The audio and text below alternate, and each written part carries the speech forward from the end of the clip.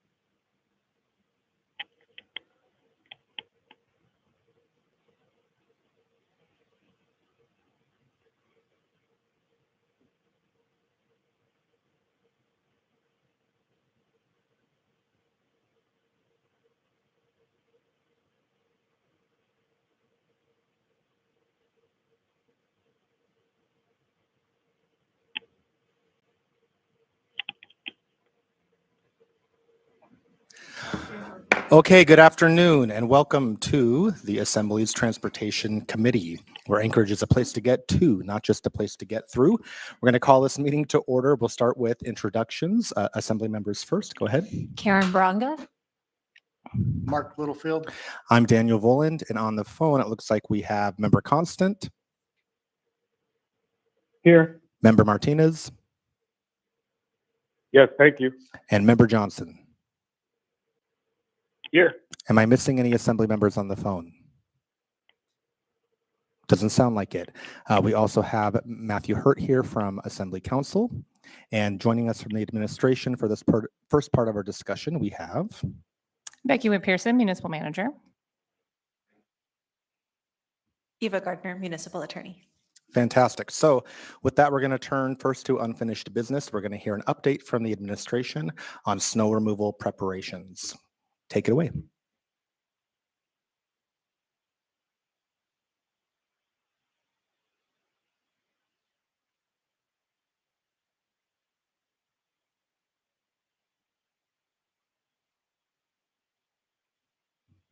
All right. Thank you, Mr. Chair, and thank you all for having us here today to give a quick update. I know we're not the main event today, and so I'm going to endeavor to be quick, but also comprehensive. So next slide.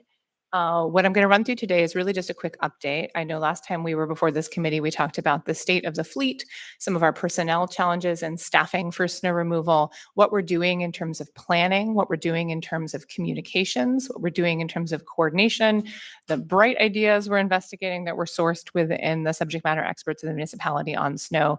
And then I also want to circle back specifically on some questions that were raised by this body last time we met in this forum and provide concerted answers. So next slide. This is just a quick take on fleet readiness. I know Member Littlefield, you'd asked me about what pieces of our equipment are not ready to be in operation as of November 1. The items circled in yellow are the 3 items within our fleet that are currently undergoing maintenance and will not be ready by November 1. That dump truck experienced engine failure and the techs are in the process of installing a replacement. The sander experienced engine failure and the engine has been ordered but has yet to arrive. And the blower is having an electronic control unit failure. And so we're working on replacing parts there. Other than that, the fleet is ready. Everything else on this list is ready to go as of right now. Next slide. I want to talk quickly about what we have ordered. So in terms of the fleet, we've been taking a short-term and a long-term approach. These are items that this body has seen already. We've ordered some graders. We've ordered some snow blowers. Next slide. We've also ordered a new set of trackless municipal tractors, and then we have identified some additional available funds in the fleet fund, which we can use as a result of completing the ACFR, and that's going to enable us to make an additional order, which should go into process this week for those items listed at the bottom. They're the pickups with plows, vacuum truck, sander, and 3 additional motor graders. So we're making progress on the standard ordering schedule, and then also have a potential, again, possibility this, to order a few additional items here listed on this last AM. Next slide.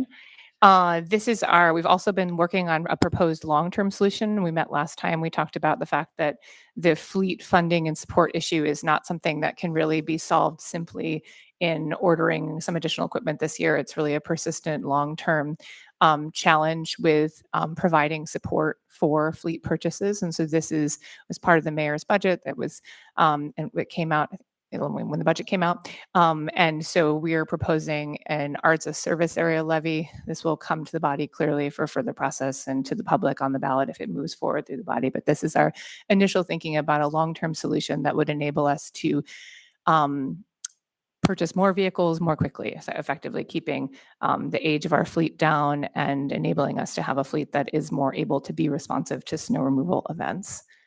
On to the next slide. This is a personnel status report. Last time we met, we talked about some of our challenges in recruiting and retaining the personnel that we need to complete snow removal. This is a targeted update on some of the open positions that we had. We showed this slide last time as the overall vacancies within M&O. The most important vacancies within M&O for the purposes of snow removal are in that yellow box. Those are our equipment operators. And the very most important are those circled numbers. So we have 4 openings. We're down from 14 to 4 in the medium and light equipment operator, regular full-time positions. And then in our temporary positions, the key number is at 12. And of those that work on snow, only 3 are open. So we're making progress. We also have, as it also was publicized with the budget, have proposed an increase in funding to support operator wages going forward. I know there was a question raised during the budget work sessions, I think by Member Zalatel, about how that equates to the ongoing incentive pay structure that the Assembly put in place last year that is in place through the end of this year. And we're still working through that question. It's a very good question. And it's not immediately analogous because we don't have a clearly fleshed out plan for where that potential proposed increase in wages goes, and clearly haven't opened any bargaining process or made concrete steps toward where that goes. So it's a very good question, looking at equity between what we've offered this year and what we might be offering next year. So we'll continue to work through that. I think there are a lot of open questions we still have to solve internally about that proposal. But it's duly noted that we're trying to figure out if that is sufficient to keep people at a level where we will be able to continue to attract the operators that we need. So more to come on that. Next slide. This is working through our snow and ice control plan, and this should be publicized by the beginning of November. And one of the things I noted last time around is that our previous snow and ice control plan grouped snow events essentially into the 0 to 4 inch category and the 4 inch or more category, which we all know is not really kind of the way in which our snow events happen. We have snow events where we have considerably more than 4 inches that fall at a given time. And so one of the things we've been picking through is how long has it realistically been taking us to clear out snow events of certain levels? This is not final, so this is something we're still working through.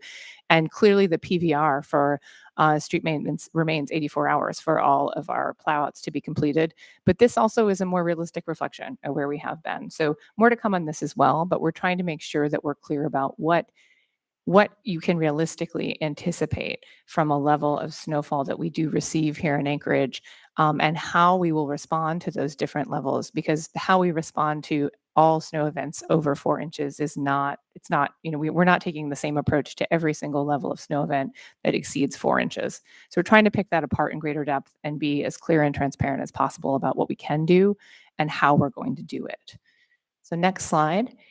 Comm status. One of the things we have a big collaborative working group that I talked about last time that has brought together members from 12 different municipal departments who all have some hand in snow removal to look at some of the key component pieces of our snow removal strategy this winter.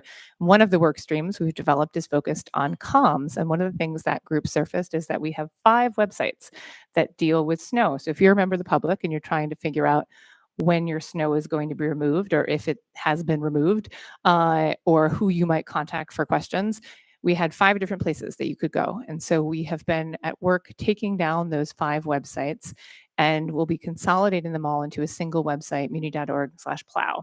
And so this is a work in progress too, should be completed by the end of the month, but this is the left is where we were previously. That's if you go to muni.org/plow right now, you'll see that you'll be directed to the street maintenance webpage.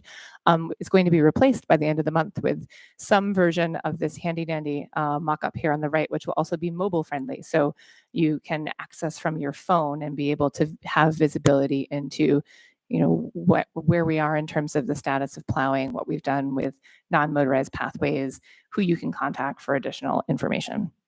On that note, we're also working toward a single phone resource. I know one of the questions that was raised last time we met was, what if a member of the public has a question about snow? How do they know who to call at the state? How do they know who to call at the muni? And we're trying to go through an effort of creating some kind of automated single phone line where you can help direct your call to where you need to be, and either within the municipality or external to the municipality, such that we can help the public be able to access the resources they need and not call the street maintenance department directly with every question that they have all winter long. All right. Just going to pause you there, Becky, just Yeah. for a moment to say that member Zolotel joined us at about 1:12. Thank you. Go ahead. Next slide. Okay, just a note on coordination, nothing too groundbreaking here, just a flag that we have had multiple meetings with the school district, with the Department of Transportation, and with the Downtown Partnership, and really value those partnerships and feel like that's been very productive at both the operational and the executive level of surfacing issues in advance of the snow season that we have learned from the past few years are going to be potential issues. Next slide. Bright ideas. On the bright ideas front, we've been working through, as I noted last time, we brought together that big 12 department group to brainstorm what are some ideas, what are some things that we've seen that maybe need to be changed, done differently. A few notes for today. One is last year, the municipality declared a state of emergency based on 2425 of municipal code, which is a section that concerns specifically emergency snowfall proclamations. Looking at that section of code, first of all, it gives us a series of powers that don't really mean much for how we operate, right? It includes the power to, for instance, expand rush hour traffic limitations to the entirety of the day. And that's not really something we do. It also has a number of things that are powers that are contingent on us having marked snow routes, which is not something that we've actually signed for in about a decade. So one of the things we've been thinking about as a bright idea is, can we make this provision of code a little more useful? So this is something we're workshopping. You may potentially sneak preview that you may see a proposal from the administration to make some edits to chapter 2425 to try and make this something that actually would be useful for our operational teams based on what they know the challenges are when they have a snow event, and enable it again to be something that's a tool in the toolbox going forward if we do have another significant snow event. Next slide. And this one has a video, which I'm hoping you can play. Can you play the little video down in the right-hand corner? Oh, no. Oh, tragedy. Okay. So down in the right-hand corner was a little video of one of our graders at work using a gate, because this is another thing we've been talking about a lot. You guys maybe talked about this last year. That picture at the top is the gate. The image at the bottom was going to show you the little gate going down and pulling the snow out of a driveway. We've spent a lot of time talking about whether there's a way in which we can plow more efficiently when circumstances merit more efficient plowing, right? Because we know that members of the public in Anchorage like having plowing completed with gates. It means you don't have a snow berm at the end of your driveway. You don't have a snow berm at the end of your access to Valley of the Moon Park, which is what's in this video. But it also means that it's 30% less efficient to plow using gates on a municipality-wide basis, and it's something that we do on a level that most winter cities in the country do not do.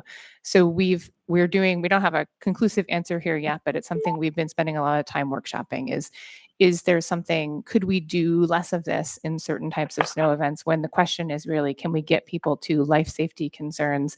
Is that then a time when it would be worth taking a slightly less convenient approach to plowing, and in the interest of, again, just clearing streets, allowing schools to function, allowing people to, again, access critical services? So no concrete answer yet here, but this is something that kind of on the bright ideas list, something that we've been working through, trying to figure out if it might help us build efficiency. Next slide. And we have Member Brawley, who just joined us at about 1:15. Thank you. Excellent. Now I'm on to the questions response. So this is question. Last time we met, members of the body asked about a budget burn rate. So this is, and then specifically about what do we have left going into snow season this year? Is it enough? Is it what we had left? How does it equate to what we had last year? So the top graph there is our month by month snow spend from last snow season, October through March. You see it varies from a little under 2 million in October to a little over 4.5 million in December. The total for that snow season there is that $18.8 million number. And you see that last October to December, our total expense was about 8.9 million. Our total budget for the remainder of this year is higher than that. That includes funds that are already encumbered, includes about 1.7 in already encumbered funds and 8.1 in budget that's not encumbered. And so on a number of these, and I'll actually maybe go on to the next slide, and I'll build up to my next step ask for the body. But can we go to the next slide? There's also a question last time about cost per plow out. This is a really hard one, turns out, to pin down, because this is not how we historically have tracked snow expenses. So we tried to do here, and this is my very imperfect math that's showing you kind of the illogic of how we can translate what we have right now into the number that I know the body is seeking. On the left there, those are from the PVRs from street maintenance that I think you all saw as part of the budget presentation. Those are the dates we actually declared a plow out. I think there are 3 in November, 3 in December, 2 in January, and 1 in February. If I'm remembering correctly, the numbers are small from here. And so but basically what I did was I looked at the snow expense from those months and divided by the number of plowouts and came up with these very blunt instrument numbers that you see in the graph on the right. Are those numbers right? No, they're not, honestly, because the background noise of each of those months of expenses, like we have months in which we never declared an official plow out because we didn't receive snow in excess of the level where we trigger a full-on plow out, but we still paid for snow. We still paid all the operators. We still paid to operate the equipment. We still paid for continuous snow removal on our priority routes for lower level snow events. We still paid for the contract that has us plow out the library and plow out all of the police parking lots. And so the way in which the budget is tracked doesn't lend itself right now to producing this. But I know this is something that the body has expressed interest in, and having better visibility into how the snow budget is tracked and I would say the other asterisk to all of this is that this is based on street maintenance and maintenance and operations. This does not include the budget within Parks and Rec for the sidewalks they plow and for the parking lots they plow and for the trails they groom. And it doesn't include the budget within transit for clearing out transit shelters and transit stops. So I think what I'd like to propose is we can go back to the drawing board and think about what kind of numbers we do track and how we do track, and potentially come back with a proposal for going forward. I think we can do hopefully build out a report that's useful for this body in terms of what you want to see. And that I think will be an easier ask than retroactively kind of extracting from how we have tracked. So I'll take that as a to-do item and plan to come back and report out on what we've made as progress there. All right, next slide. There was a question last time about change in vehicle lane miles versus change in available equipment. This is a response to that. Over 10 years, we have gained about 50 lane miles. We have lost 2 graders in that time period. So a little bit more miles and a little bit less equipment. Next slide.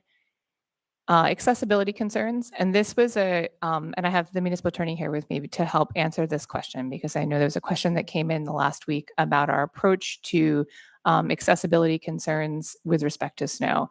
A couple items on here that were surfaced in the process of our conversation thus far this year that were things we heard about accessibility from Anchorage residents, and what we've kind of devised as solutions so far. And then I wanted to turn it to Eva to talk a little bit about the broader question of, we basically just received an opinion from legal, a draft opinion yesterday regarding ADA accessibility and our non-motorized pathways. And I think the ask I would have is we'll come back with a more fulsome analysis. I think we can do it in a month and comment more specifically on how we apply the legal standard to what we're doing and where we think we may need to make improvements or not, and then have a further conversation with the body.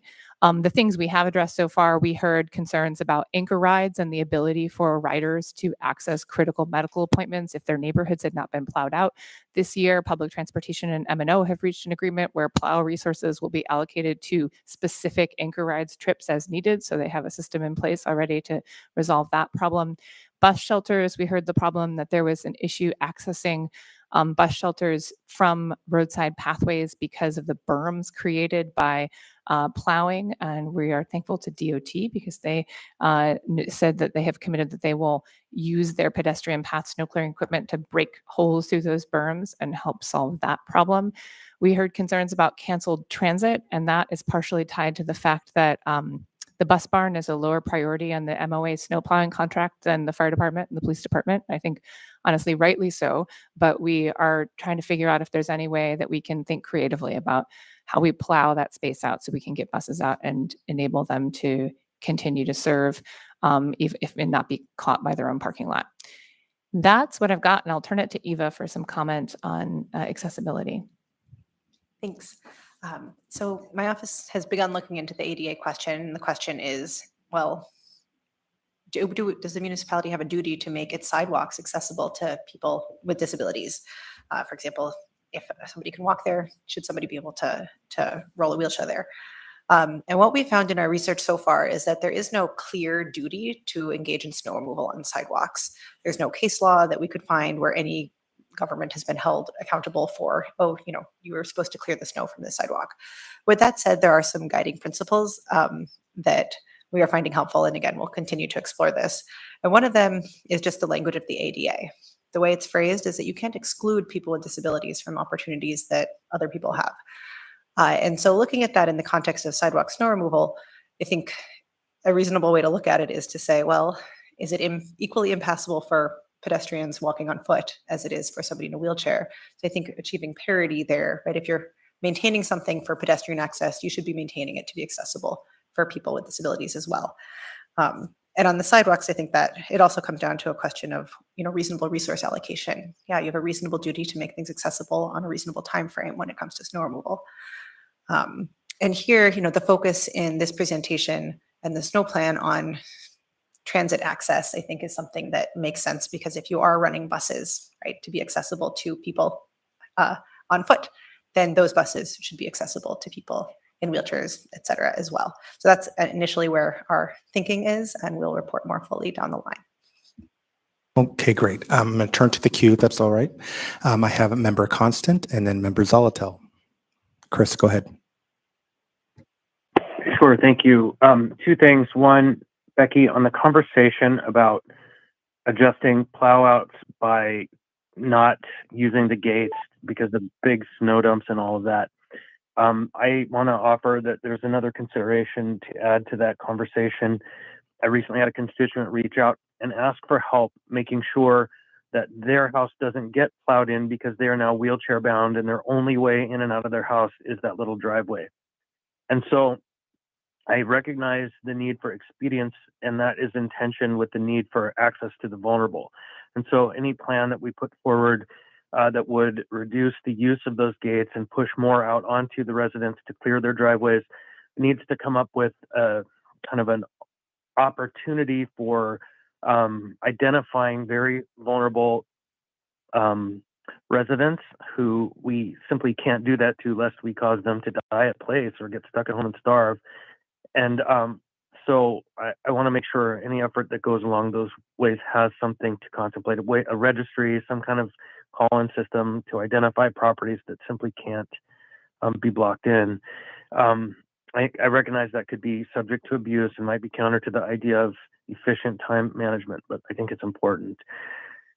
And on the content of the conversation about the ADA requirements for sidewalk snow removal, I think all of that should be considered, quote, notwithstanding assembly priorities to clear pedestrian facilities.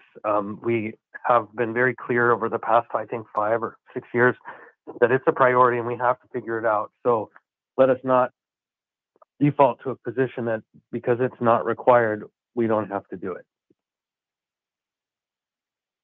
Through the chair, Member Constant, on the first point, duly noted. I mean, I think that's, again, I noted this is a conversation we've been having to weigh the cost of making a change with respect to gating in certain instances versus the potential benefit of it. And so absolutely duly noted, and we'll consider what we might be able to propose there.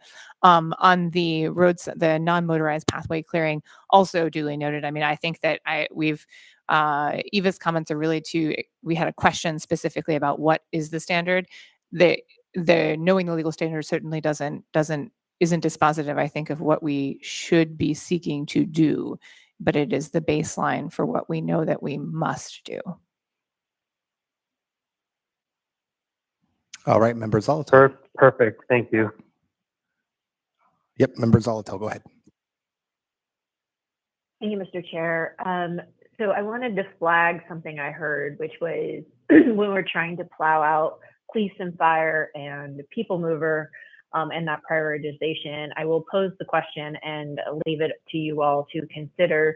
Should potentially, being that they're all high priority, but if we're using one contractor with limited capacity, perhaps we should diversify that capacity if it's possible, so that transit can kind of be put on some equal footing with being able to get out these other essential services. Thank you.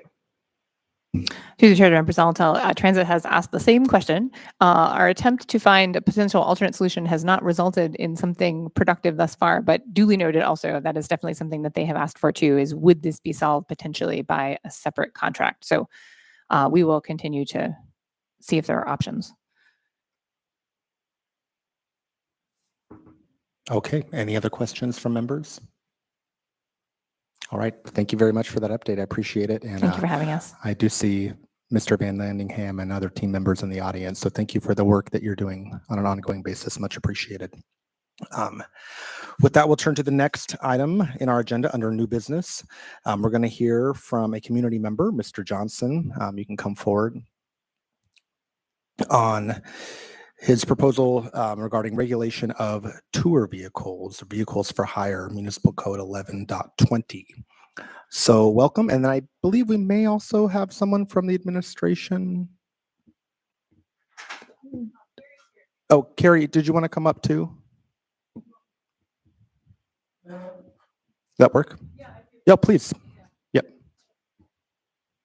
Okay, fantastic. So we have a presentation from Mr. Johnson. I think that's ready to go. Go ahead and introduce yourself and then take it away.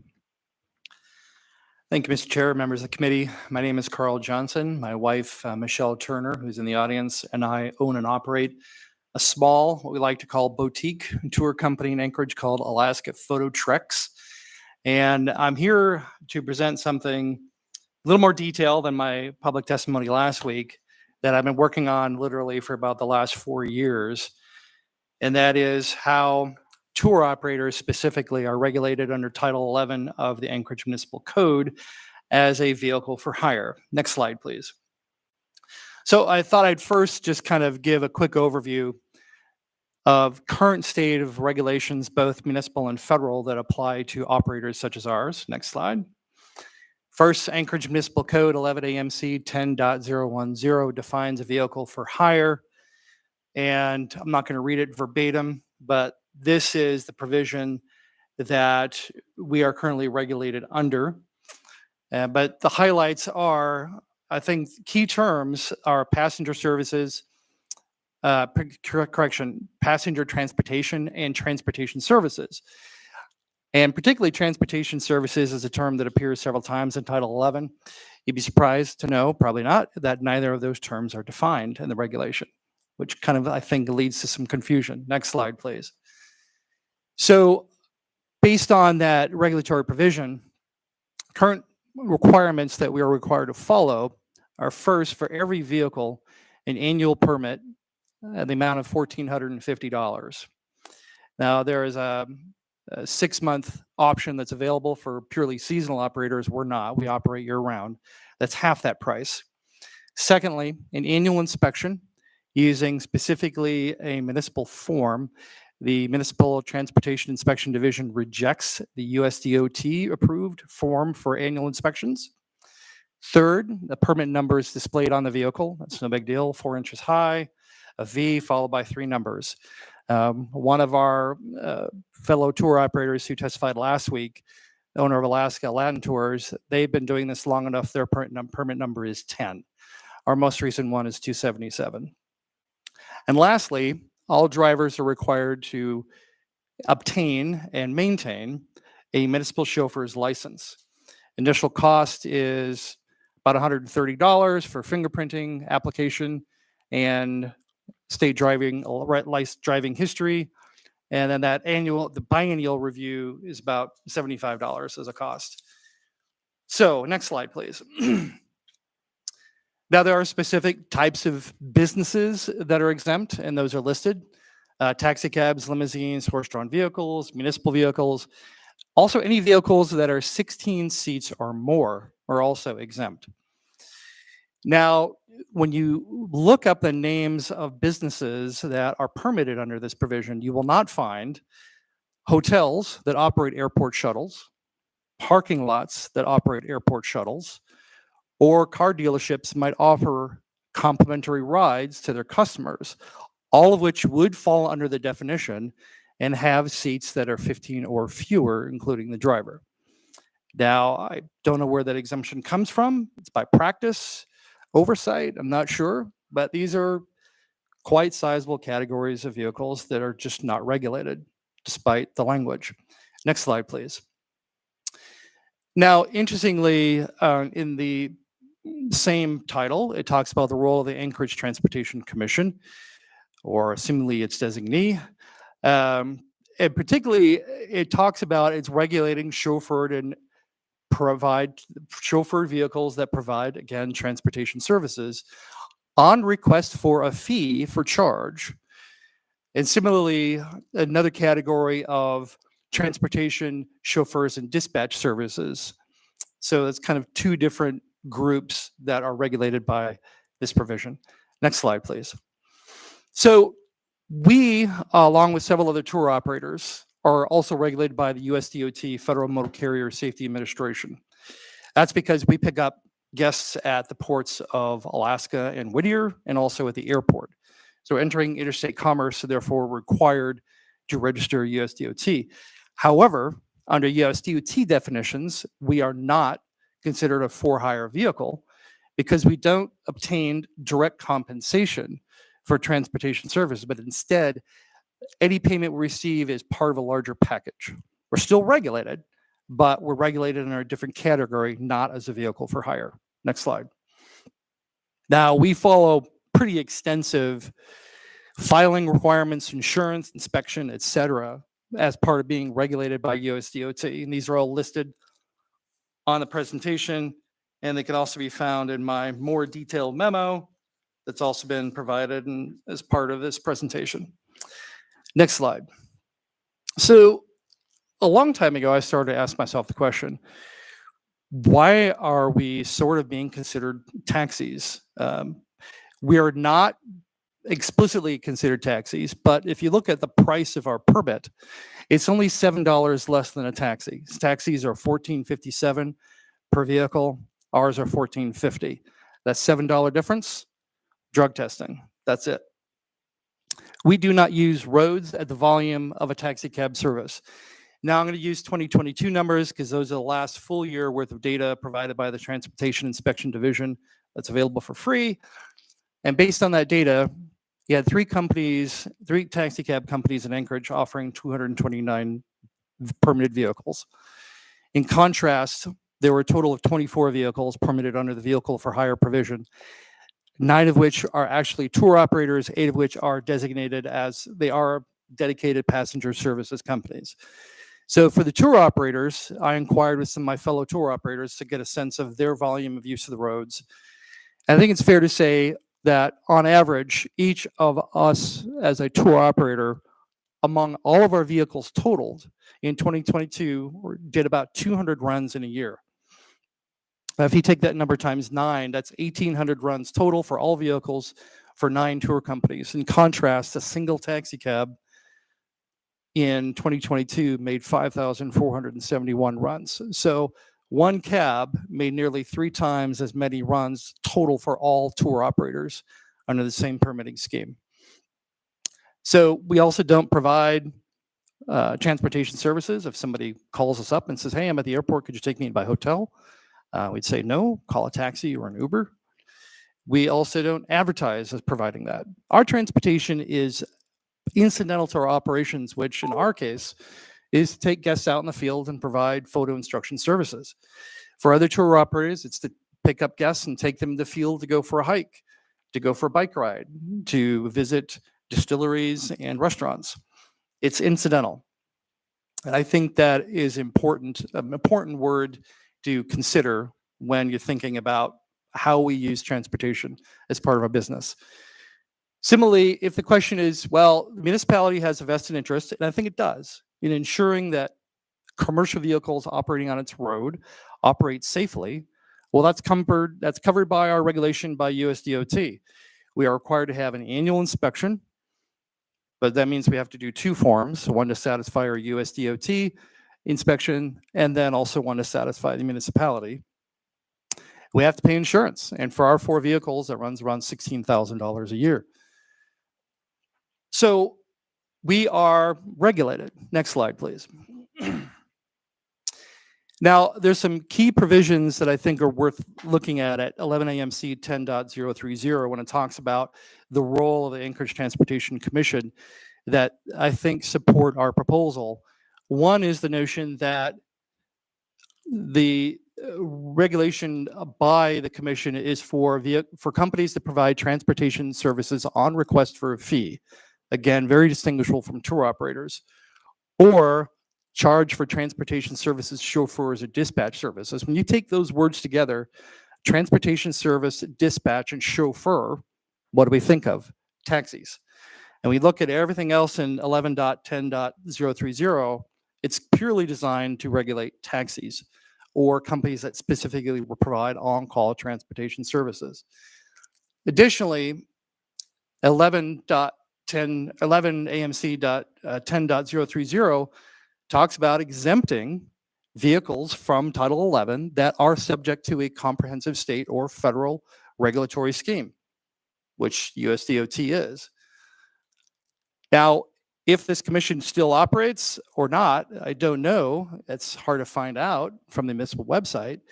We never once have been called upon to present or provide or participate in the required biennial hearings to regulate the quality of services being provided by vehicles regulated by Title 11. And so it's kind of an interesting conundrum, but the language does support our proposal that I'm talking about today. Next slide, please. So what is our proposal? Next slide.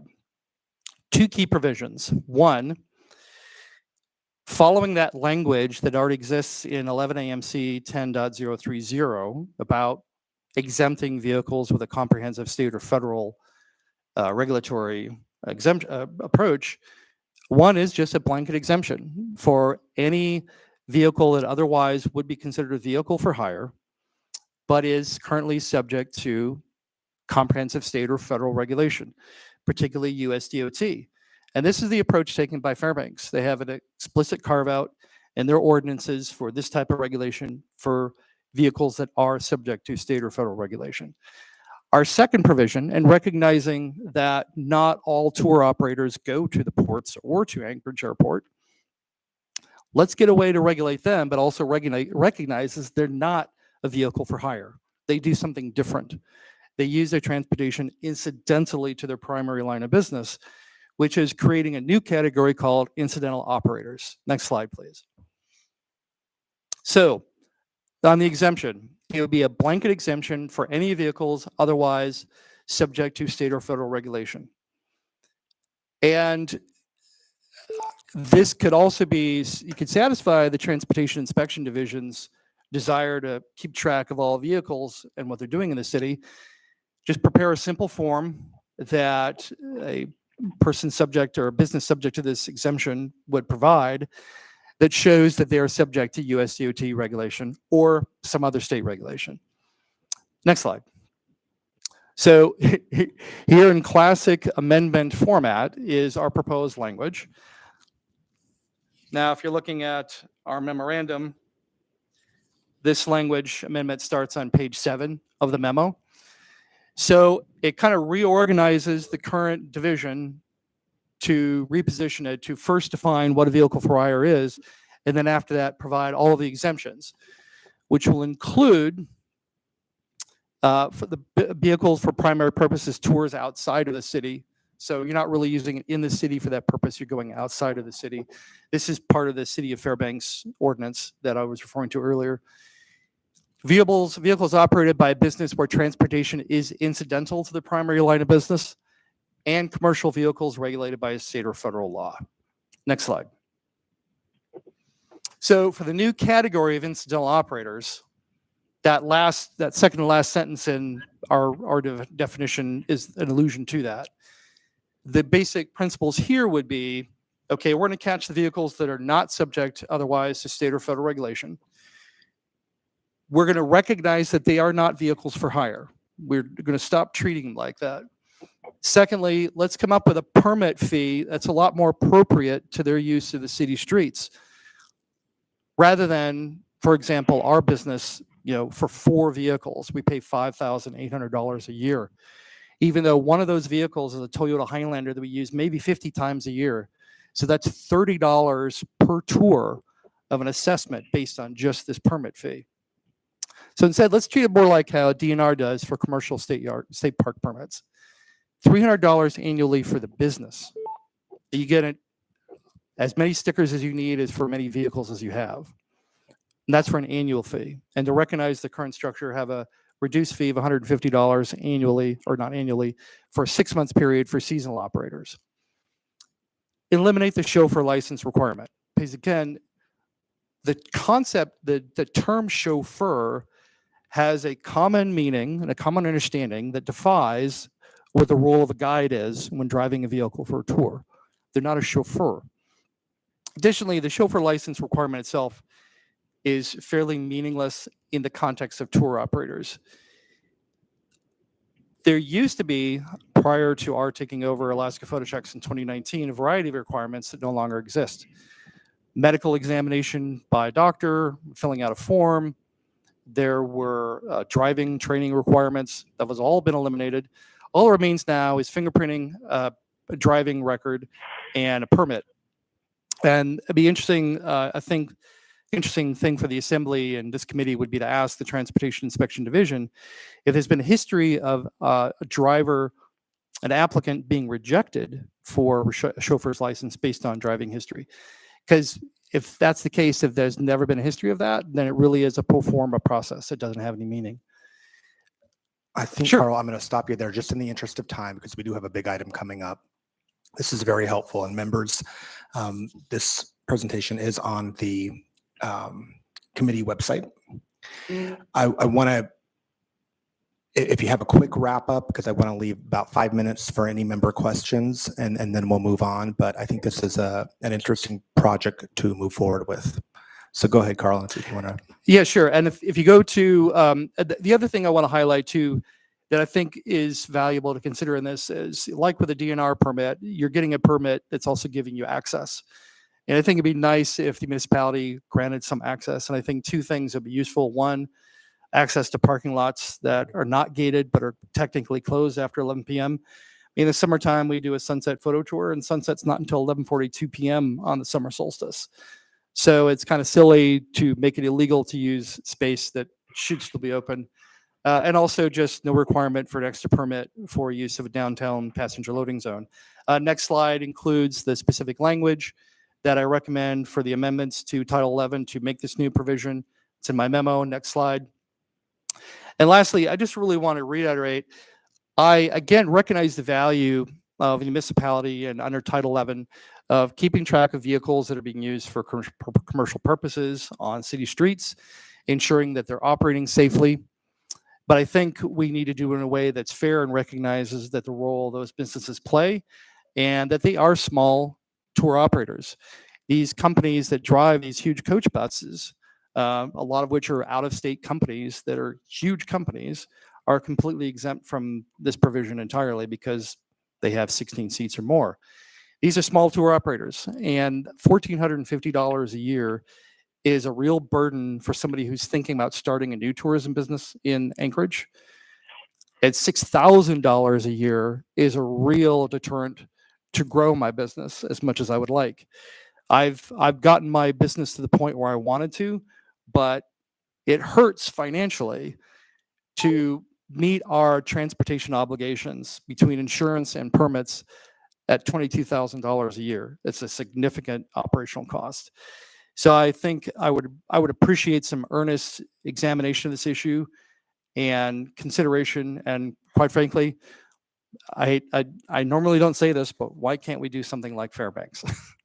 I thank everybody for the opportunity to speak, and I'm happy to answer any questions. Thank you, Mr. We Chair. have Member Brawley in the queue. Go ahead, Anna.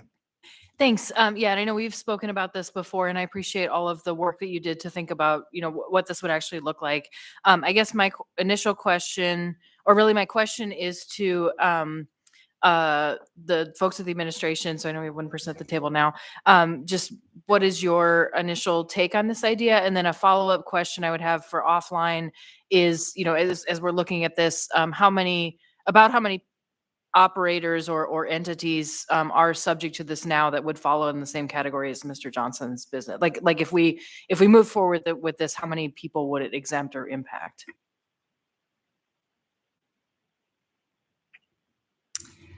Hi, to the chair.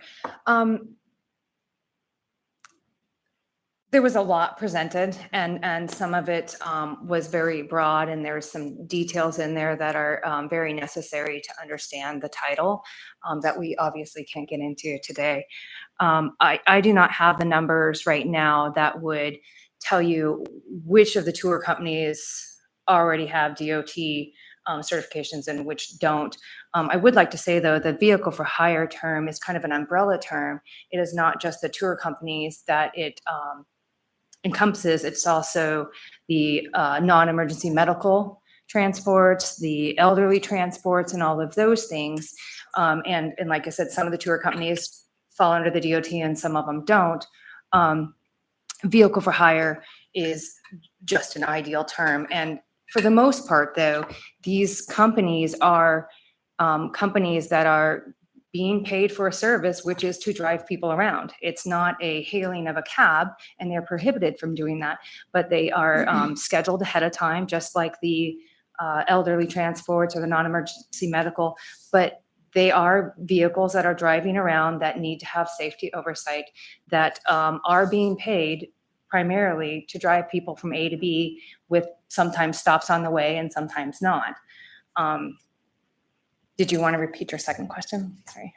Well, I think it was just, as we look at this, just wanting some information for a follow-up. And I guess what I'm hearing out of this is that there is, maybe it's worth looking at kind of what businesses we regulate and in what ways.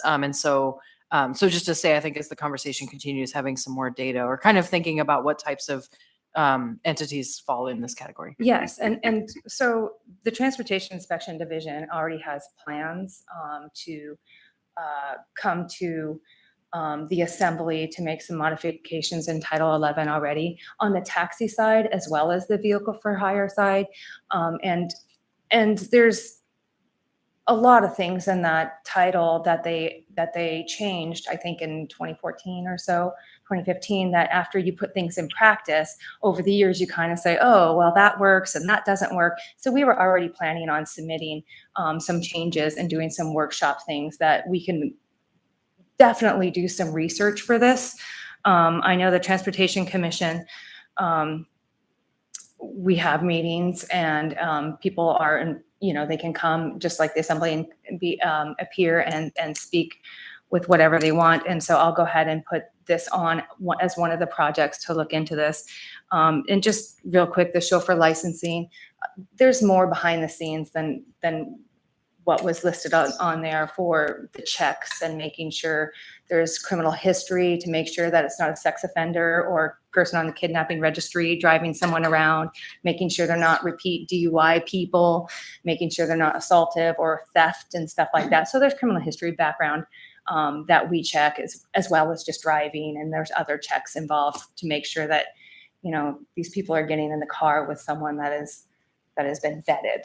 So, but yes, I don't believe, and I'll check with the administration, I don't believe there's any problem with us diving into this and making sure that this is an appropriate title. Great. So I think with that, I would just say, because I'm going to move us on in the interest of time, let's make this a timely project, because it seems like, we have some community who has invested a lot of time and research into this, and it's a good jumping off point, but not the end of the conversation. Thank you both for being here. I got to move on, Carl, but thank you. I think you can take it offline and email her. I got to move us forward, but appreciate you being here today. Yep, you bet. Okay, with that, we're going to move on to the multi-agency report, taking action to prevent roadway deaths. I'm going to invite members of the administration. I think we have Mr. Coy here. Looks like Mr. Hartman. If Mr. Downey wants to participate and come up. Any members from DOT who are here? Looks like Ms. Boson, Mr. Holland. Whoever wants to come have a seat at the table, gather around. It's an important conversation.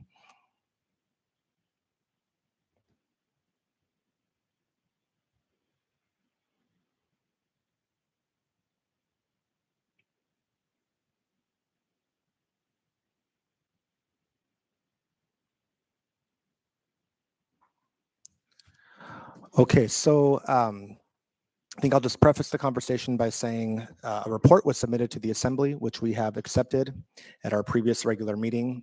Thank you for the agencies for working together and doing that in such a timely fashion and for realizing the gravity of the situation. Today is an opportunity to explore the solutions the Assembly has put forward, but also the agencies as well. So I'll have you introduce yourselves if you don't mind. Let's do that first. Brad Coy, Municipal Traffic Engineer. Graham Downey, Special Assistant to the Mayor. I'm Sean Holland, the DOT Central Region Director. Anna Boson. There we go. Anna Boson, Central Region Traffic Safety Engineer. Zach Hartman, Municipality Vision Zero Coordinator. Fantastic. And I think with that, we will let you take it away. I believe Mr. Coy is going to start us off. Oh, is it Mr. Holland?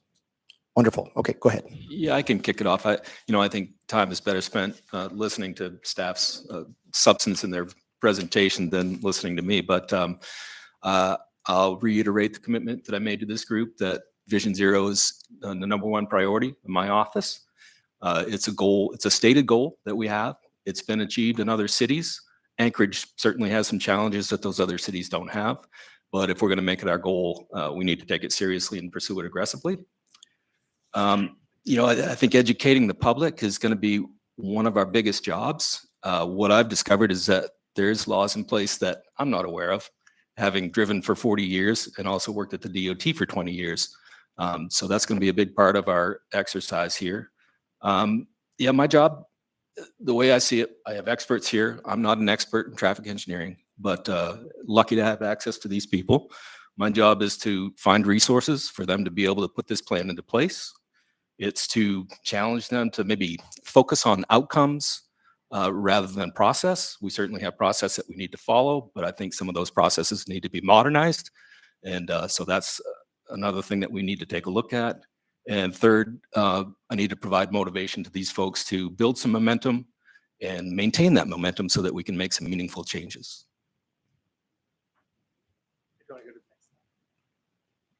Yeah, thanks. And I think I want to give Director Holland a lot of credit for bringing the Alaska Department of Transportation to the table in an incredibly authentic, proactive, active. I mean, they've just been incredible partners the last month, meeting weekly, dedicating a huge amount of staff time and resources to making this reality. I think getting this kind of document done in 2 weeks is not something that we usually do. And I think it shows we are taking this incredibly seriously. This is a huge issue where people are dying on our roads, and we are going to take action to fix it. You can see from the list on this slide, just a huge group of also municipal staff who've gone above and beyond, staying late nights to make this happen, to make sure that we can both tell you the story of what we've been doing and all the progress and planning that's gone into today, but also what is going to change and what we are going to do next. Go to the next slide. I want to say, I think, we're using the Safe Systems approach, which is an evidence-based and proven technique from around the country based on sort of federal guidance, which is also what guides a lot of the funding for our roads. And this Safe Systems approach involves, these 5 aspects: safe people, safe vehicles, safe speeds, safe roads, and post-crash care. The Safe Systems approach is a complete and holistic approach, and we're using it because it is evidence-based, because it works in reducing traffic violence. I do want to say, especially as we get, and I'll also step out of the way and let the experts talk, but I would hope to ask from the public and from this body a little bit of grace on the goals and vision we've set in this document. We've tried to be incredibly ambitious in the timelines and in the changes we want to make here in order to push ourselves to do more and be faster. That means we will probably miss some of these deadlines, right? We've tried to be really ambitious. We tried to err on the side of doing too much here. So we're going to do our darndest to keep our promises. But I think in this case, we'd hope for sort of support and a little bit of grace as we try to meet those ambitious targets. But yeah, we're taking it very seriously, and that's why we're setting these ambitious goals. I hope we meet them all. So with that, next slide, please. So we're going to go through this presentation that follows the report that was submitted to the Assembly on October 8th. So what we'll do is we'll start out with each of the requests and talk about actions taken and prioritized actions taken, as well as supplement additional things that might be related to those action requests by the Assembly. And then we'll also go above and beyond and share some other things that maybe you're interested in that are on topic. So moving to request number 1 is improve lighting. And so we go through a list that's high level on actions that we've taken across both of our agencies over the last few weeks. We've looked at what lighting might be missing in locations that need maintenance. We've performed some of those maintenance activities. We are adjusting scope for HSIP, which is the Highway Safety Improvement Program nominations for this year. We added some additional lighting and lighted elements to locations for crossings, for instance.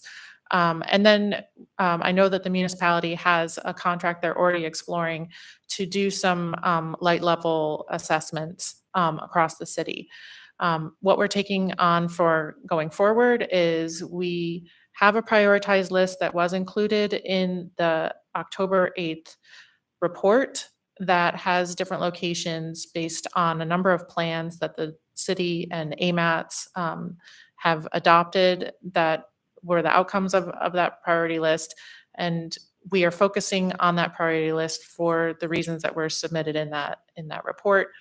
So we are taking light level measurements in certain corridors and looking at how light is performing now for non-motorized facilities. And so that has been traditionally not the focus of highway lighting. It has been on the roadway.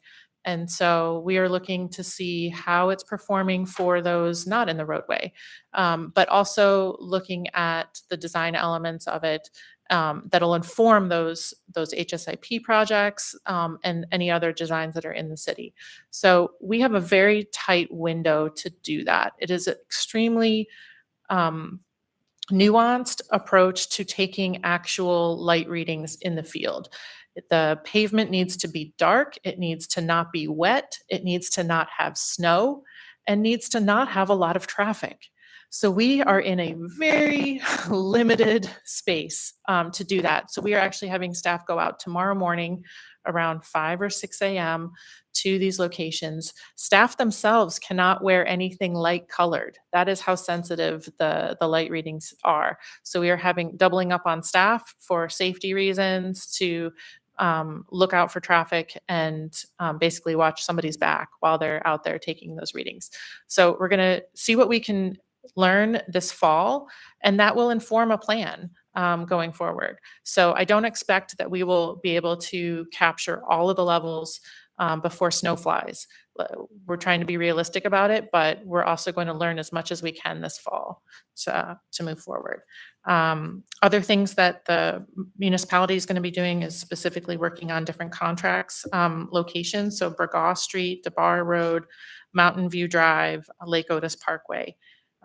So all of those are also listed on that priority list. And Okay, Brad and I are going to tag team. And so you'll see us go back and forth, and he might be supplementing what I say and vice versa. Okay, let's go to the next slide. Do you want to ask us to answer questions as we go, or do you want to? Yeah, I think that might be Yeah. helpful. It looks like Member Braga has a question. When you said prioritizing the crosswalks for lighting, do you also intend to look at unmarked crosswalks? Yeah, we are taking a grid pattern look at Muldoon, for instance, tomorrow morning, locations that don't have additional light sources nearby. So areas that don't have parking lot lights, the darkest of the dark kind of locations. That could be at unmarked crosswalks, or it could be at locations that just have long spans in between intersections. Okay, I don't see any other questions for now. Go ahead. Okay, so jumping on to the second request, which was to reduce speed limits. As we have looked into this and discussed it, we went through and made a prioritized list of corridors. There is a table in the report at the end that shows some of how we did that prioritization. It very much has to do with Vision Zero work and AMAT safety plan and other efforts, and also looking at where the fatalities have happened. And so that's something that we have discussed and identified 2 priority corridors that we plan to go through the process of lowering speed limits. This process includes speed studies and public outreach, and those are some of the prioritized efforts that are going to be started here within the next couple weeks. As soon as we are able to, which should be pretty soon. We also have additional roads that have current projects that we're looking at reducing speed limits on those roads, trying to both be thoughtful and holistic the best that we can, and also focusing on opportunities that are presented, that are before us right now with projects. DOT and MOA are also going to be working towards additional corridors as staff capacity allows. So these first 2 is just the start. We do plan to look at some of the others in the second priority next. The other thing that I want to mention is when we applied for the Burgaw Safe Streets and Roads for All grant that we were recently awarded, it included a holistic speed management study that was going to look at things citywide and what I would call right size our speed limits. And so that's probably more akin to the extent of the request that was included in the resolution. But those funds for that will not be available for a year to do that extensive look that we would want to do for that. Okay, thank you. I think Member Brawley has a question. Yeah, thanks. First, I'll say thank you for prioritizing Tudor and Muldoon. I think those feels like some of the most dangerous roads in our city. Of course, all of the ones on the list have challenges. And also just observing that most of the prioritized ones are state roads, but one that isn't is Spenard Road. That is a city-owned road. And I just want to point out, I appreciate it's the segment from Minnesota to Hillcrest. I think there's two distinct segments there, right? One that's been rebuilt and the other one that hasn't. So it'd be interesting to also kind of look at if the behavior is different, maybe not just on speed, but they're two short segments, but they feel different if you're outside of a car. My question too is, I know there's going to be a lot of feelings about speed limits. However, is there also an opportunity, or maybe you're going to get to this, on signal timing? And I bring that up because part of the reason it's easy to speed is you can go from Muldoon to West Anchorage and not hit a red light on Northern Lights and other ones. And so that is part of the reason people can speed. Same with Tudor, same with a lot of these other ones, same with downtown. So I'm just bringing that up as well. And again, maybe it's later in the report, but I think signal timing is really important in terms of stopping people at various points, which makes them go to zero. Thanks. Yeah, we'll talk about some of those and some of those out. Okay, I have a question. Appreciate the design. I guess I still am like, man, how long are these going to take? We have an emergent situation now, what I would characterize as sort of a crisis. How long does a speed study take? So if we're ready to advance to the next slide, we address some of this. Okay, We figured fantastic. those would be some Go ahead. questions. I may come back, but go ahead. Next slide, please. Okay, one more. This is the full tables in the report. Okay, right here. So our goal is to effectively reduce travel speeds. That includes speed limits, but it includes a lot more than speed limits. And so here are some of the things that go into that we feel are essential to be able to be successful in this effort. The first one is that speed study. This is an opportunity to understand the context, identify safety needs, have clear documentation of rationale that lays everything out. It's also city code that requires a comprehensive speed study. And one other thing to emphasize is that the new MUTCD, that's the Manual on Uniform Traffic Control Devices, that's the basis of a lot of our work, actually de-emphasizes the 85th percentile speed. This is new as of this year. And so it clearly states that the 85th percentile speed should not be used to set speed limits. And instead there should be consideration for all factors. This is specifically in urban areas that it talks about this. And so we do feel that it's essential to be able to explain the characteristics of the road and have a clear rationale for speed limit reduction in the process. We don't intend this to be something that we drag out. It doesn't have to be something we go look for additional funding for and go through all of that process to get there. This is something that I think we could say in the next month or so, we hope to have that speed study to the degree that we need to be able to then.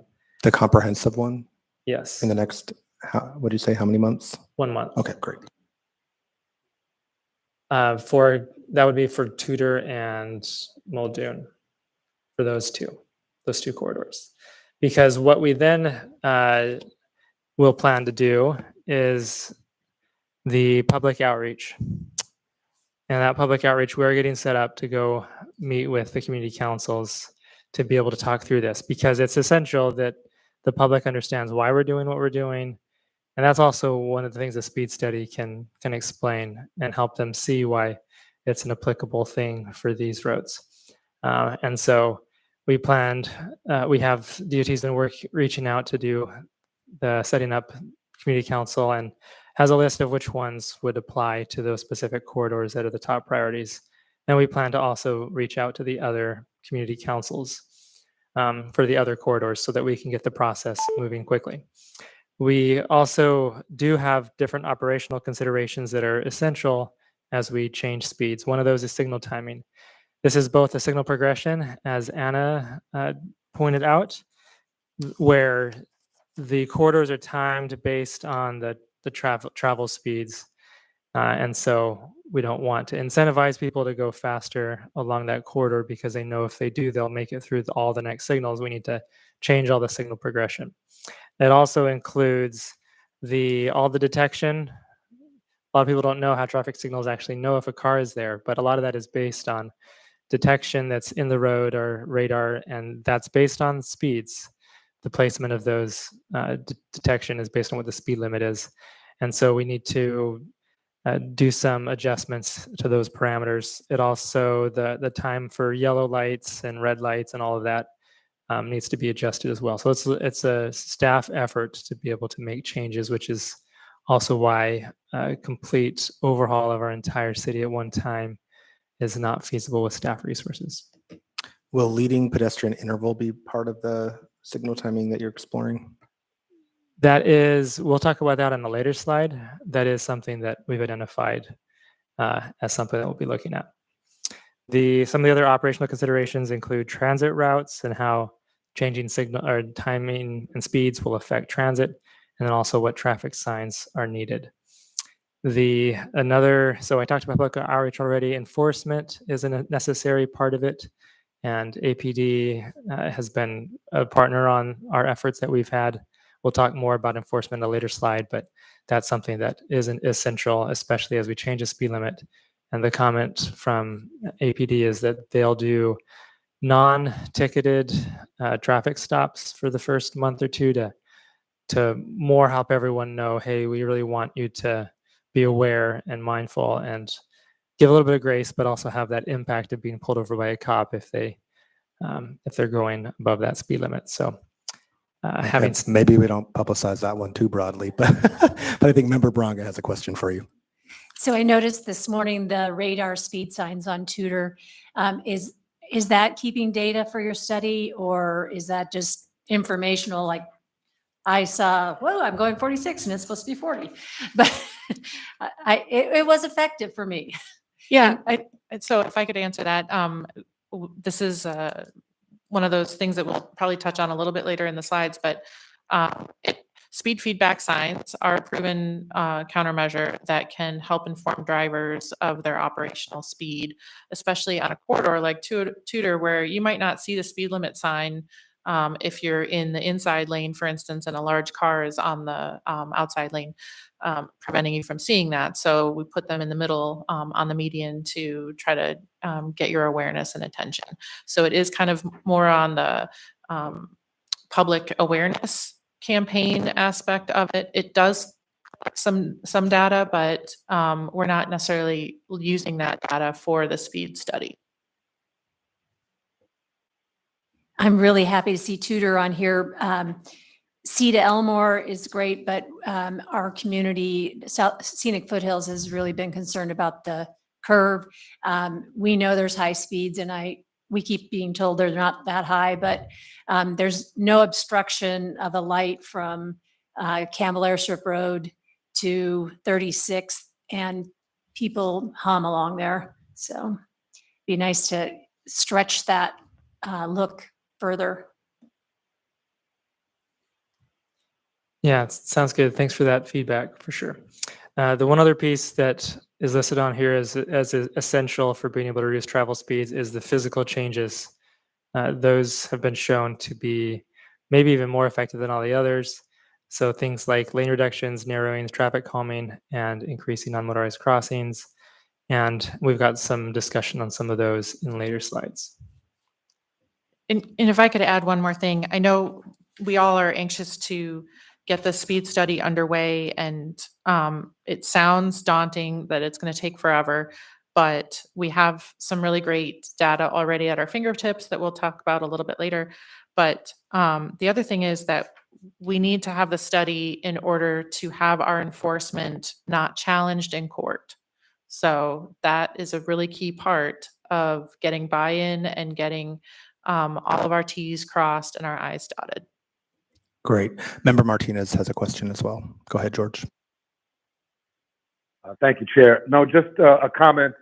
I noticed one of those big speeding signs or speed limit signs on Muldoon and the bar this afternoon as well. And it was a really big one. And I think that it was shocking to see the speed limits displayed in such big, bold fashion as people were driving by. I think it will definitely have an impact. Thank you. Great, thank you. All right, go ahead. Okay, next slide.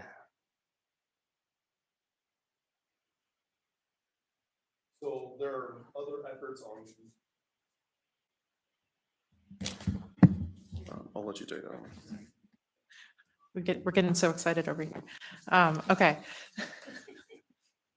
All right, so effectively, getting the operational speeds, we wanted to dive a little bit deeper and show you some of the, what we're using to tack on, for beyond just what you saw in code or what the previous slides and our report talked about, like what is the guiding principles that we're using?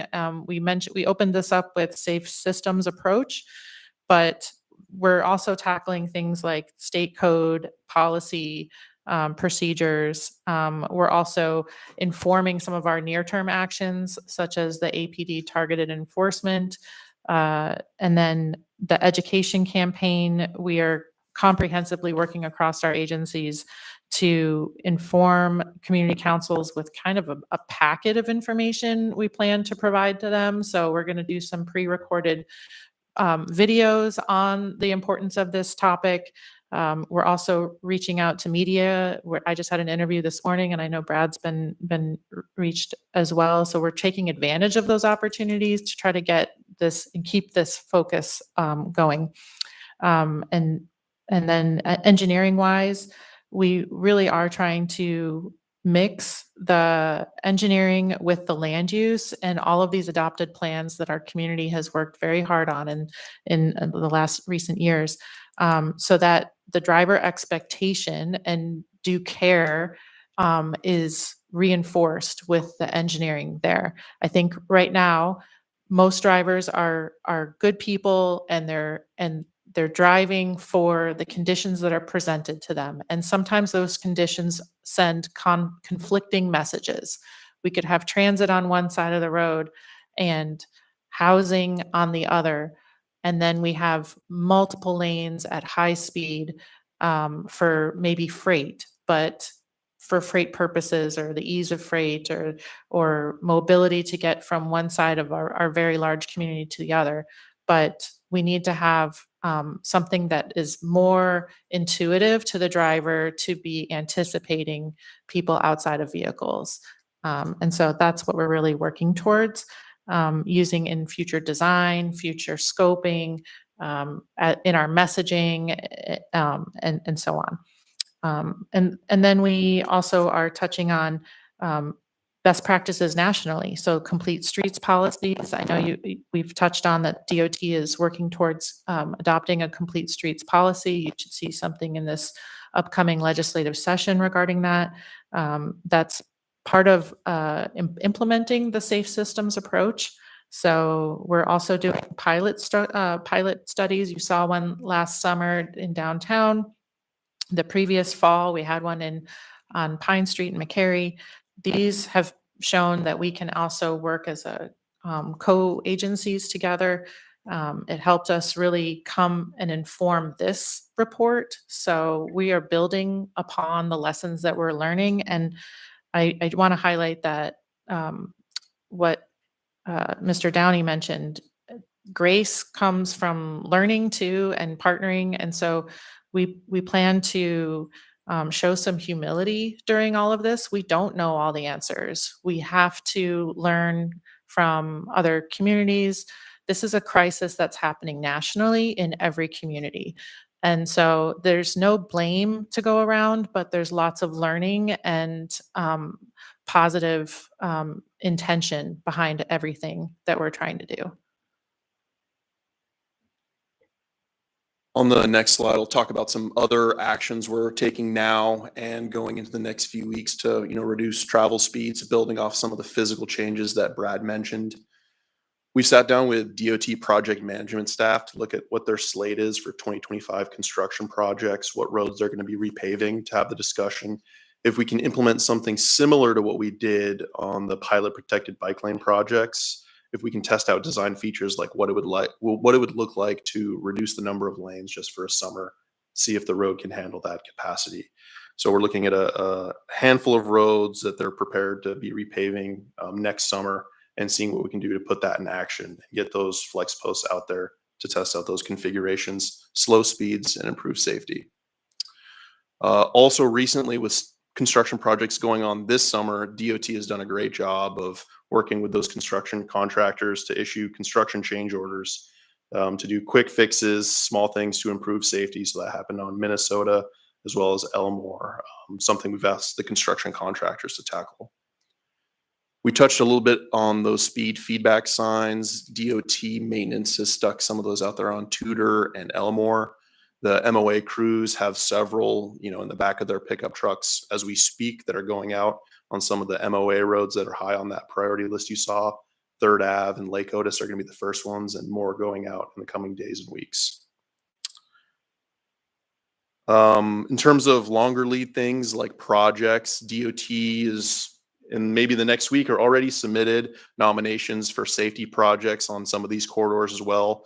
That'll include, the permanent with asphalt and concrete modifications to make these roads slower and safer. So things like narrow lanes, road diets, permanent speed feedback signs, and a lot of other proven safety countermeasures.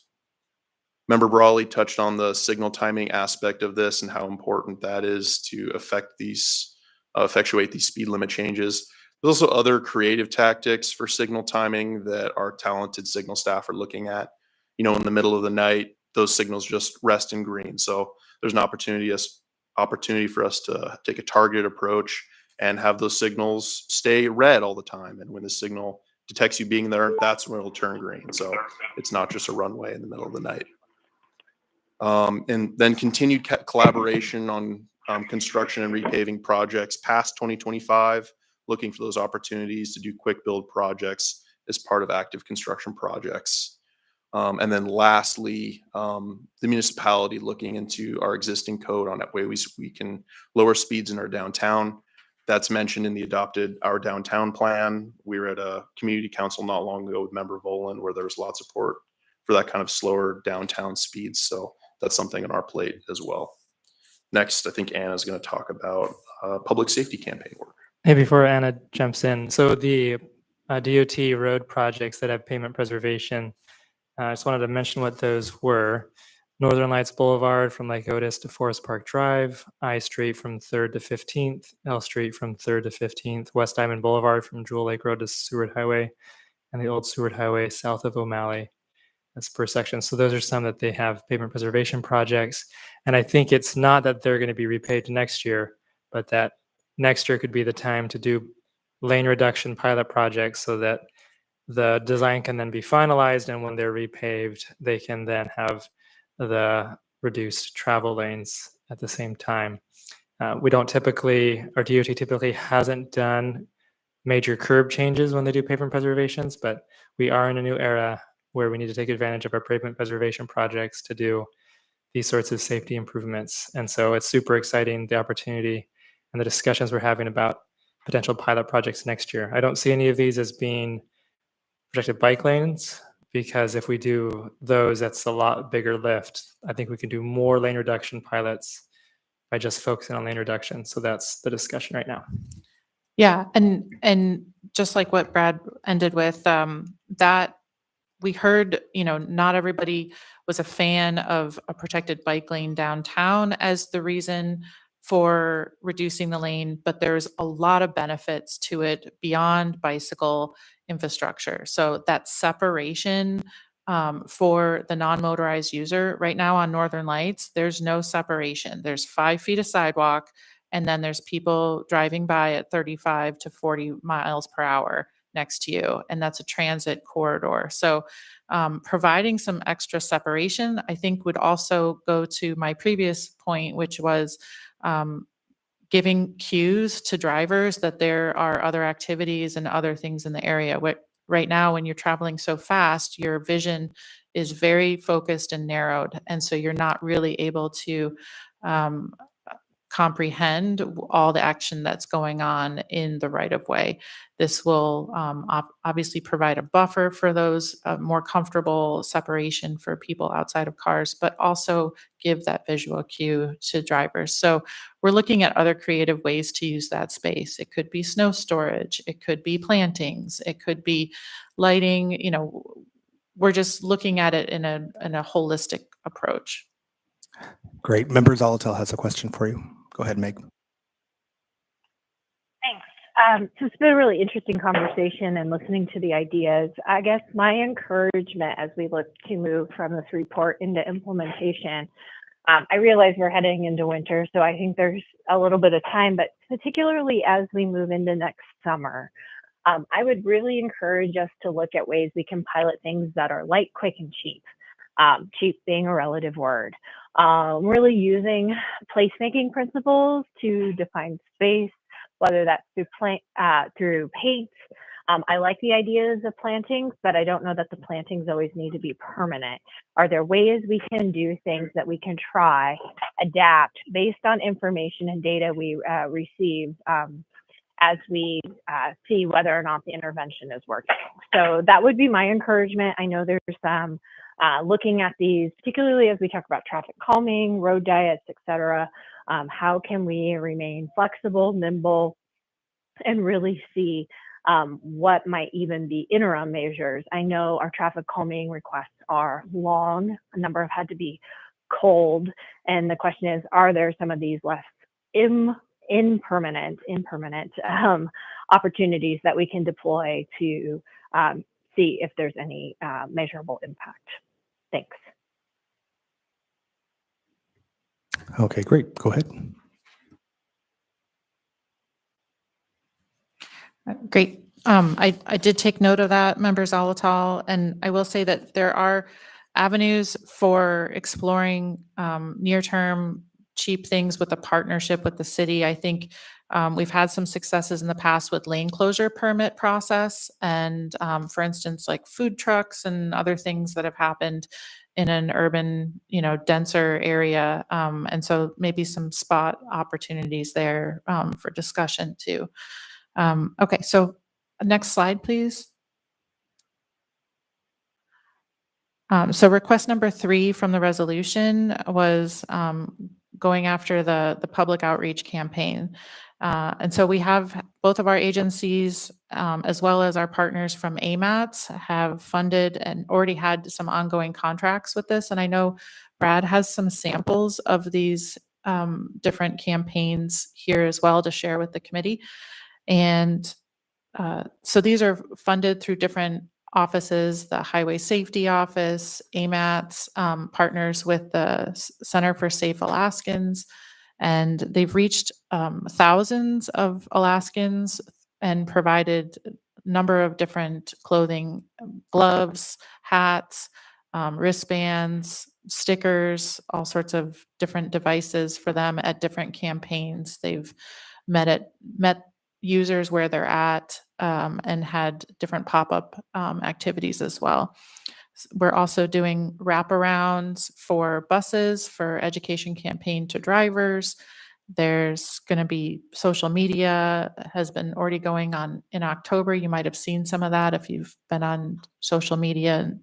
And then we've also have, if you want to go to the next slide, we have DOT had a safety summit earlier in September, and it was really interesting. It brought more of the human factors elements together. We had APD participated in it and provided some really great statistics that has definitely informed my perspective on human behavior related to the built environment.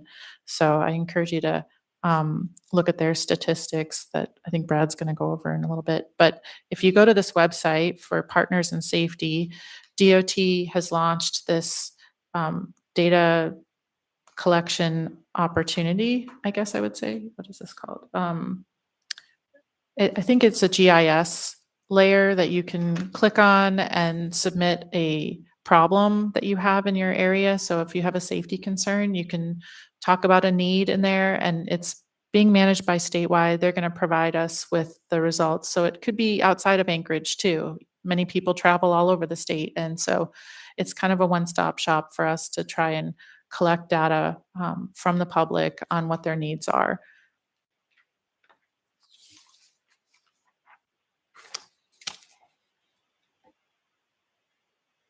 Okay, let's go to the next slide. The fourth request was to increase enforcement. And APD has been a key partner here. We have Officer Mark Fortunato here in the room. If you have any questions for him while we talk about this, feel free to reach out and he can answer them. But they have been doing prioritized enforcement activities on the high-speed arterials that have had a pedestrian crash history. Inger Street, Gamble Street, Muldoon Road, Tudor Road, A Street, and C Street. They've been doing targeted enforcement at speeding, red light violations, distracted driving, and screen use. They've also been contacting the pedestrians, more focused on education rather than enforcement, just discussing rules of the road and safe crossing practices.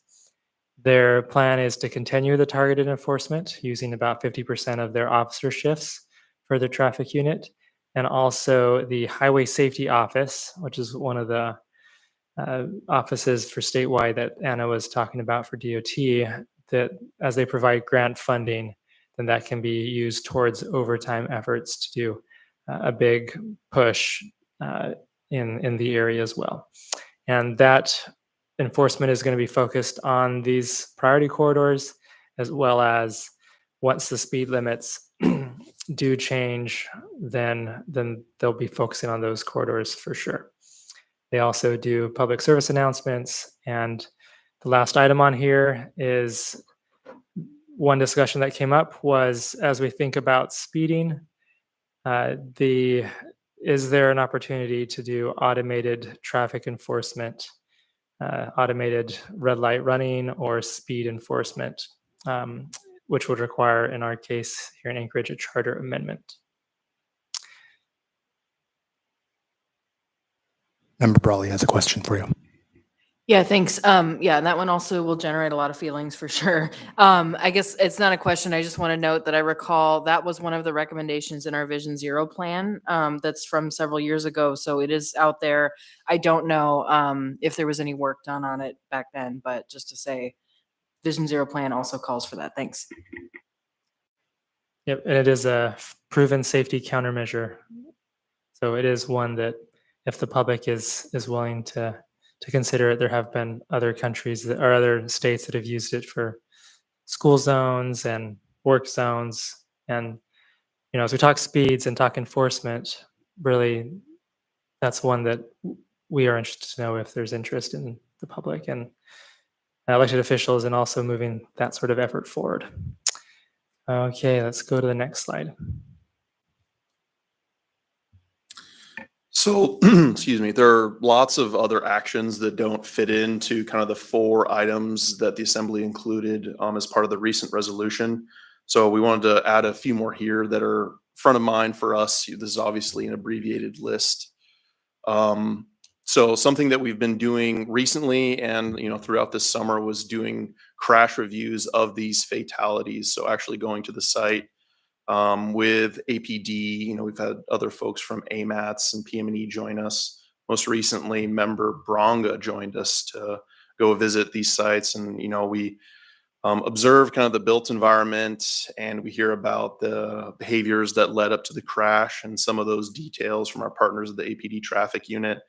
And we kind of sit in that and sit in those moments and reflect on, you know, what happened there and what can be done differently from all these different practitioners going forward. So those are pretty visceral visits for, I know at least me, Member Bronga's nodding her head. So they're very powerful. So if there's other people that are interested in participating in that and kind of learning those lessons alongside us, we'd love for you to join.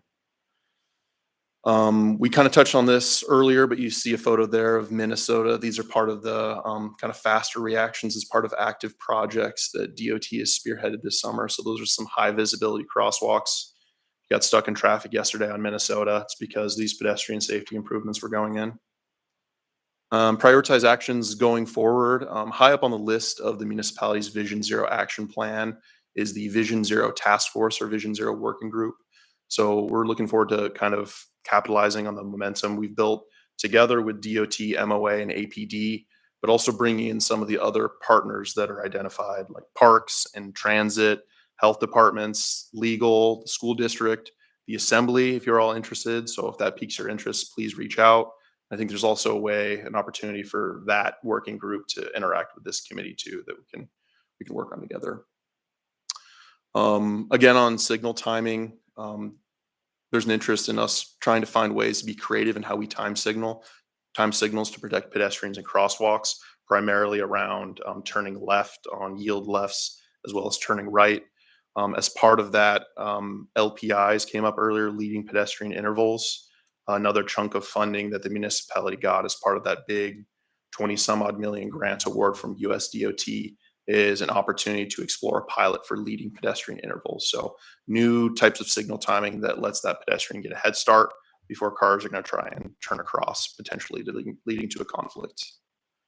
And then again, building on this momentum and, the collaboration between the staff that have their head in safety data all day and those that are out there maintaining our streets, to look at the experience of those maintenance professionals and what we see as safety outcomes in the data, to work on ways to better emphasize, maintenance on the non-motorized facilities within our city. And lastly, but certainly not leastly, the MUTCD, the Manual on Uniform Traffic Control Devices. Brad mentioned this recently got a big update. It's a big 1,200-page cookbook, essentially, for traffic engineers and transportation professionals. The last time it was updated, I was in middle school, so long overdue. This book kind of takes a new approach on some of the legacy practices of our industry, including de-emphasizing the 85th percentile. And it opens up new opportunities for the state to revisit rules it sets for the state of Alaska, including things like how we mark crosswalks and pedestrian crossings generally, how we time that crossing, how we set our safety corridors. We see those on some of our rural roads, but there's an opportunity to rewrite the way we define those safety corridors. And then a lot of important accessibility features that other jurisdictions are using, and this is an opportunity for Alaska to start implementing those as part of the standard. If there aren't any questions, maybe there are. Well, I'll take one because I haven't heard from Meg on this yet, but urban safety corridors, I know it's something that she's been raising for some time now. Does DOT have, do we have to wait for this manual to be updated before we start implementing those, or is there any momentum on that?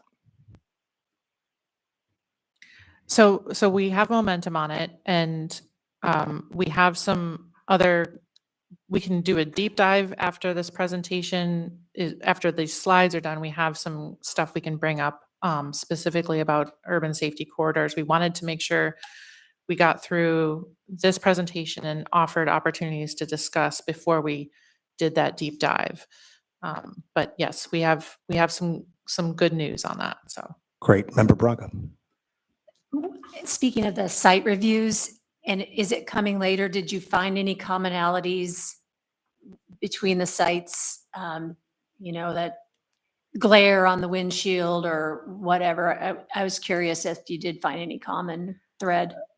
So what Member Bronca is referring to is we went out and saw 3 of the most recent pedestrian crashes. The one was on Northern Lights near the Cars Safeway. One was on Benson near Dawson Street. And then the third was the New Seward Highway at 36th.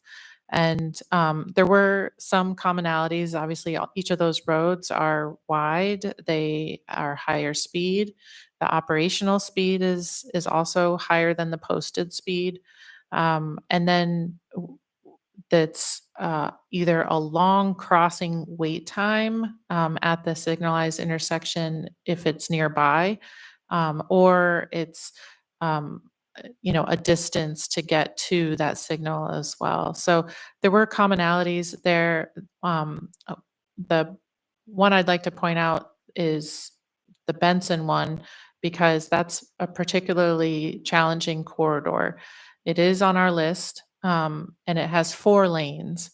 and it has transit in that corridor, and it has housing on either side, but commerce on the inside. And so it's one of those corridors that it's going to take some engineering to really change for that particular location, the experience of the pedestrian.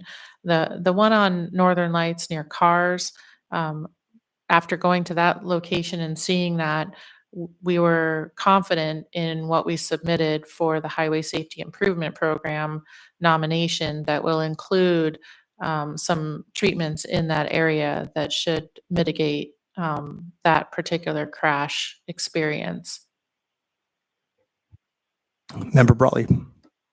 Yeah, just making a quick plug to say that, and this is not for the DOT folks to comment on, but the urban safety corridor, that was something that we put in our 2024 legislative program. And we are actively looking at other requests. Of course, a lot of those end up being funding to the legislature, but if there's other policy recommendations, so just flagging for the city folks. And I know I've been talking with Mr. Clauda about connecting those dots, because I think we do want to keep that in. And I know Member Zalatel has advocated for that. So just noting that that's another place we want to pick that conversation back up.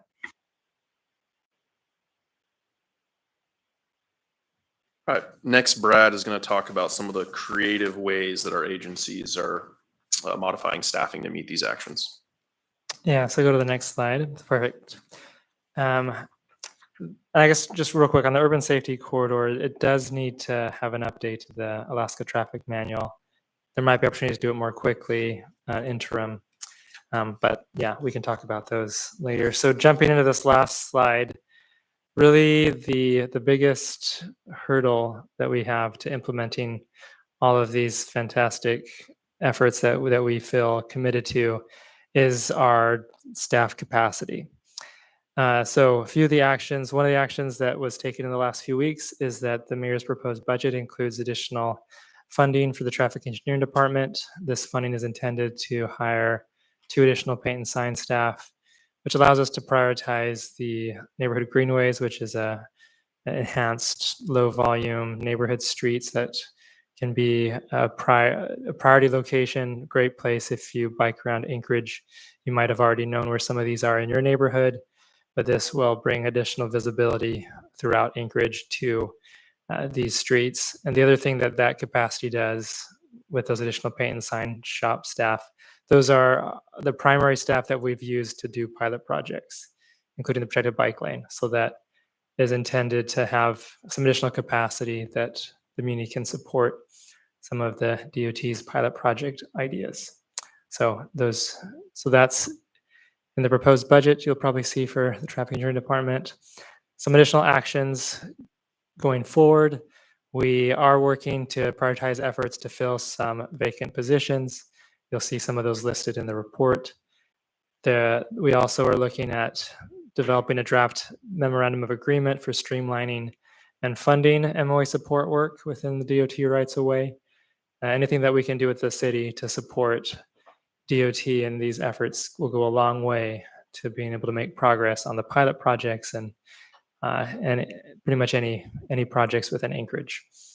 DOT is also looking to quantify the resources needed to achieve these commitments and plans and goals, and also looking if there's opportunities for the municipality to have staff capacity to support some of the demonstration lane drop implementations that we have discussed for ideally next year is what we're hoping for. So this is some of the reality of how much can we do. I guess we're going to find out. And the next slide is if there's any questions. Okay, well, thank you for the presentation. It is much appreciated. And again, I appreciate all of the collaboration and the responsiveness. I guess, yeah, I'll turn it over to members for questions. Actually, before we do that, let me just jump ahead briefly and ask, are there any members in the audience, community members who want to participate? I'm not seeing any. So with that, we will consider our audience participation having been dealt with. And then we'll go back to members. Any questions from members on the presentation? Let me see if I have anyone in the queue. Looks like I have Member Zalatel.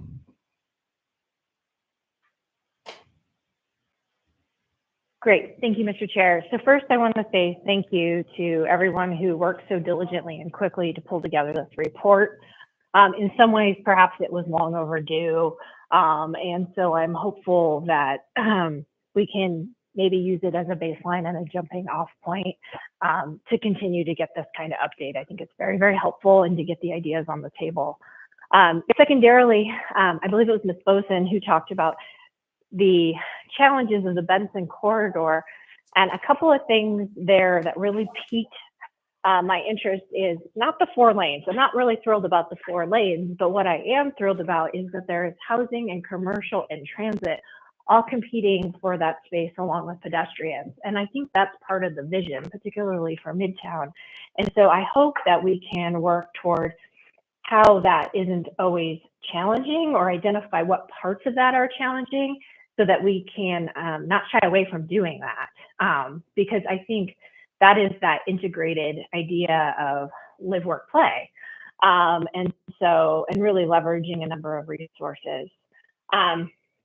Lastly, I really encourage us to stay in the mindset of immediate, medium, and long-term solutions. I appreciated that about this report, because often when we talk about transportation, we get stuck in the big solution, the long-term re-engineering, and we sometimes lose sight of the medium and short term. My question is, after all of that, is to ask, why aren't we seeing more in terms of speed reductions?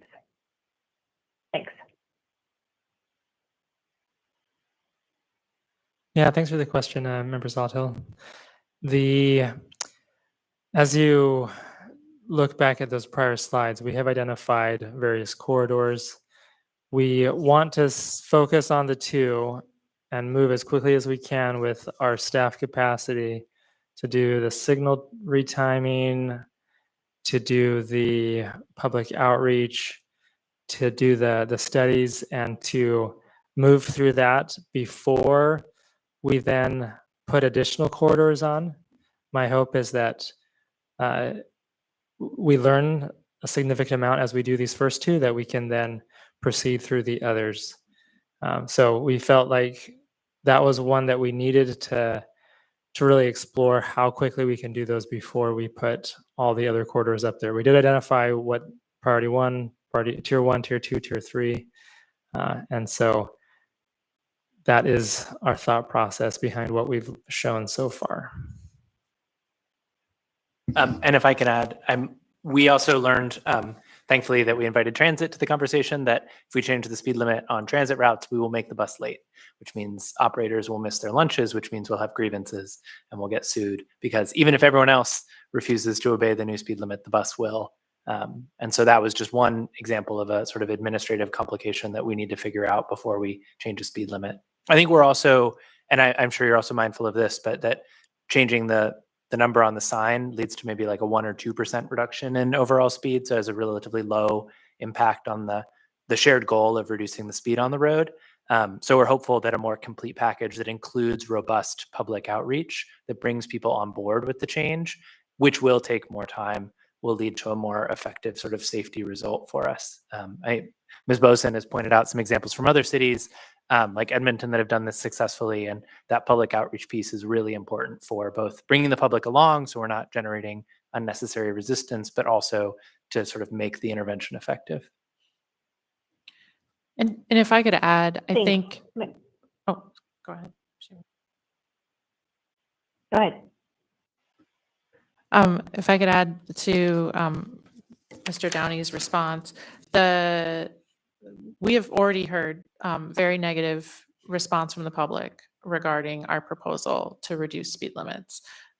There's a lot of blame that's happening at least in the social media sphere that we're seeing, and the suggestion that travel times are going to be significantly impacted by speed reduction, and therefore impacts to the economy. And so we really need to get ahead of the reasoning behind the reducing the speeds and show it with data and intention and a comprehensive public outreach campaign. And then show success too with that. Or else we will get, just like we all remember with the automatic speed enforcement or radar enforcement that happened decades ago, we might have a severe backlash. Very fair and understood. And it's unfortunate that we have to have this conversation kind of in more emergent circumstances when we could have been having this speed conversation all along. I did want to follow up. I had put forward to People Mover a while ago, and it was not a priority for them at the time, but one I think we should revisit, which is having the conversation about giving buses the right of way, which might help them stay on time even if speeds are reduced. So I'm going to pass that off to Mr. Downing to explore as part of this as well and work, but happy to partner on that. But I think we need to really look at all of these pieces and put them all in the mix together. Thank you. I don't see any members, other members wanting to jump in. So I'm going to say, yeah, I think that would be interesting too to consider when we look at models for complete streets as having dedicated bus lanes. I mean, that could be a pilot right there, is that we remove a lane and make it a bus lane. I think that's all I got for now. Any other members have questions or feedback? Okay.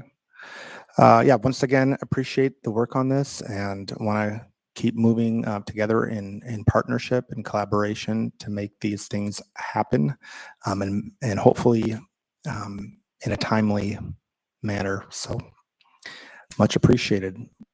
Any other closing comments from our presenters? Last thoughts, Mr. Downing? Well, I realized at the beginning, I thanked, our staff and DOT, and that's much deserved, but also thank you and, the Assembly for highlighting this issue and bringing it forward, and appreciate your leadership and vision on this and the sport. All right.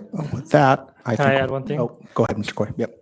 Having you ask questions gives us a chance to answer them and know that these are timely. So that is something that we very much appreciate.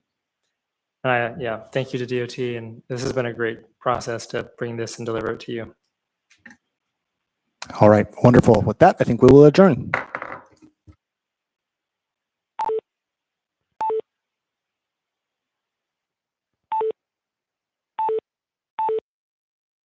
You have been dropped from the conference.